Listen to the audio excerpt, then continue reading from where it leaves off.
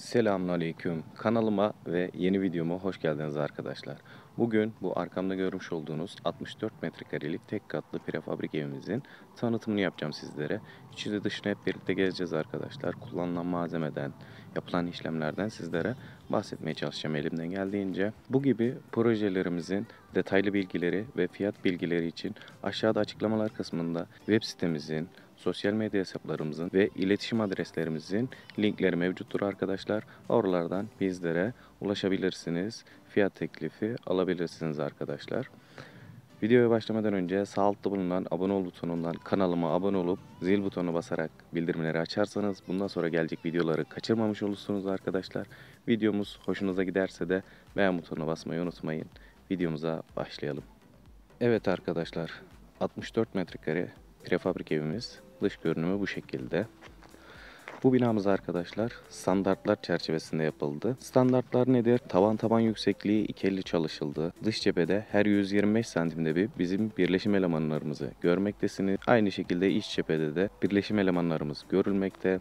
Bunların tabii ki de görülmesini istemiyorsanız dış cephe yalıpan kaplama, taşonit kaplama veya direkt doğal taş kaplamalar yapılabiliyor. İç cephede alçı kaplama, alçı sıva veya dekoratif sıvalar yapılabiliyor arkadaşlar. Bu binamızda tamamen standartları göstermiş olacağım size. Binamızın ön cephesinde 11 metrekarelik bir veranda alanı var arkadaşlar. Şöyle yaklaşıp size detaylıca göstereyim. Ferforje bir korkuluk yapıldı buraya. Şu detaydan da bahsedeyim. Arkadaşlar bu binamız zemine beton atılmadan yapıldı. Yani platform üstü, demir ayaklar üstüne kurulan bir binadır arkadaşlar bu. Şöyle yan cephede daha detaylı bir şekilde bu olayı göstereyim size. Şöyle gördüğünüz gibi arkadaşlar zeminde bir beton yok. Demir ayaklar üstüne, platform üstüne kurulmuş bir bina bu. Şu şekilde altındaki boşluğu görebiliyorsunuz arkadaşlar. Tabii ki de bu platformun önünde tek sıra bir kuşağımız var. Ön cephede de 3 sıra yere kadar tamamen kapatma işlemleri yapıldı arkadaşlar.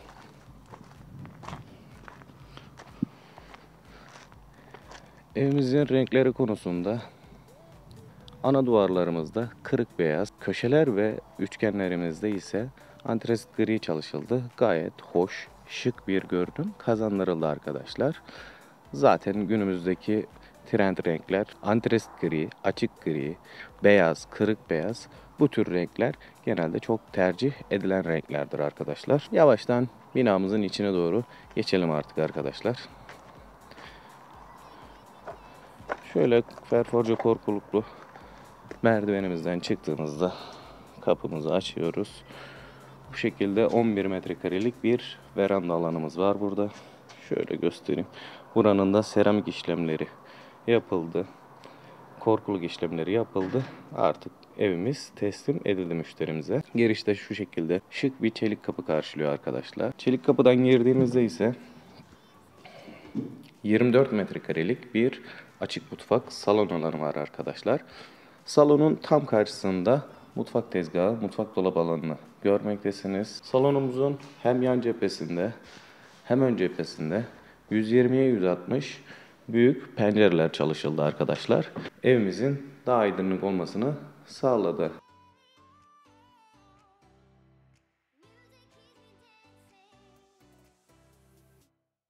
Mutfak alanından sonra salon bölümümüze kalan alanı şu şekilde göstereyim size arkadaşlar. Biraz önce dış cephede de bahsettiğim gibi iç cephede de herhangi bir şekilde kaplama işlemi yok arkadaşlar. Şöyle her 125 santimde bir bizim birleşim elemanlarımızı görmektesiniz. Tabii ki de bunları görmek istemiyorsanız alçı kaplama üzerine alçı sıva yaparak dümdüz bir görünüm kazandırabiliyoruz arkadaşlar. Tabii ki de bu sizin tercihinize kalmış bir şey. Salon mutfaktan sonra yine tam karşı tarafımızda şu şekilde bir panelle oda kapılarımızın önü kapatılmış durumda. Yine tam karşı tarafımızda tuvalet banyo alanımız var arkadaşlar. Şöyle tuvalet alanı, duşakabin ve lavabo bölümünü şu şekil göstereyim size. 4 metrekarelik tuvalet banyo alanı var.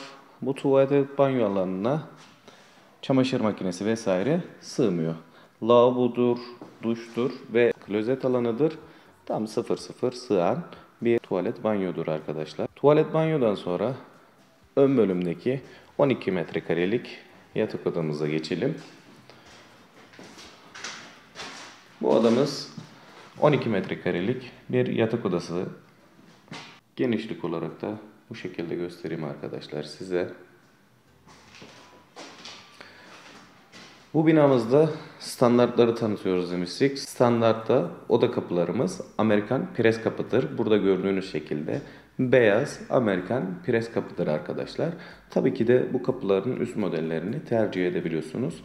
Ama standartta bir prefabrik ev aldığınızda bu şekilde birleşim elemanları görünecek şekildedir. İç cephede ve dış cephede aynı şekildedir. Kapılarınız Amerikan pres kapıdır. Tavan ve taban yüksekliğinizde 2.50'dir arkadaşlar. Tabii ki de bunu 2.80 ekstra kaplamalar tercih edebiliyorsunuz. Pencereleriniz de standartta bu şekilde beyaz renk olacak şekildedir. Bunun tabii ki de ahşap desenlisini veya antrest grisini seçebiliyorsunuz arkadaşlar. Bu odamızdan sonra son olarak da tam karşımızda 12 metrekare bir tane daha yatak odamız mevcut arkadaşlar. Burayı da şöyle hızlıca göstereyim.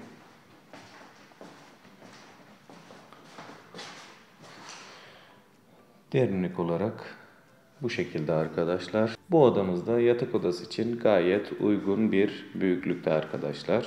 Evet arkadaşlar, 64 metrekarelik prefabrik evimiz bu şekildeydi. Elimden geldiğince sizlere tanıtmaya çalıştım arkadaşlar. Standartlarımızdan bahsettim. Bunlara ekstra olarak neler yapabileceksiniz bunlardan bahsetmeye çalıştım sizlere. Videom hoşunuza gittiyse beğen butonuna basmayı unutmayın. Bundan sonra gelecek videoları kaçırmamak için de kanalımıza abone olup zil butonuna basarak bildirimleri açabilirsiniz arkadaşlar. Detaylı bilgi ve fiyat bilgisi için de aşağıda dediğim gibi açıklamalar kısmında bağlantılarımız mevcut arkadaşlar. Web sitemiz, sosyal medya hesaplarımız, iletişim adreslerimiz aşağıda açıklamalar kısmında ve yorumlar kısmında sabitlenmiş bir şekilde bulabilirsiniz arkadaşlar. Bizlere ulaşabilirsiniz. Hoşça kalın, iyi seyirler.